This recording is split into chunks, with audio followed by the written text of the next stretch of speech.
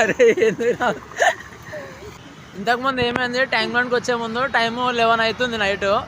సరే మళ్ళీ 11 తర్వాత కర్రీ పాయింట్స్ అన్నీ బంద్ అయిపోతాయి, కొనుక్కొని పెట్టుకుందామని చెప్పి పప్పు తీసుకున్నాం, ఇంటికి తీసుకొని పోదామని. పోతే ఇక్కడ ట్యాంక్ బండ్ దగ్గర అయ్యి అక్కడ బండికి హ్యాండిల్ పెట్టేసి పక్కన అట్లా వాకింగ్ చేసుకుంటూ తిరిగి ఇప్పుడే బండి దగ్గరికి వచ్చినాం. తీరా బండి దగ్గరికి వచ్చి చూస్తే లేవు కవర్. వాడు నవ్వి చచ్చిపోయేటట్టుండు. అయ్యో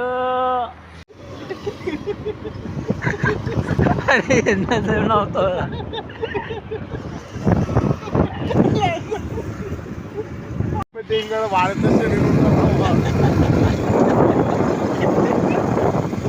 ఆడోడో మంచిగా పాలకూర పప్పు వేసుకొని తింటుండు అనుకుంటారా అంట వీడు.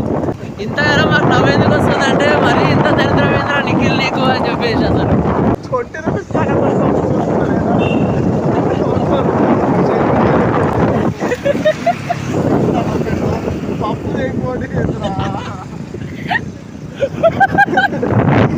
మన బండ ఫుల్ మీల్స్ పెడితే ఎవడు పుట్టాడు 3 రోజులు ఖరాబే పడుతుంటాడు.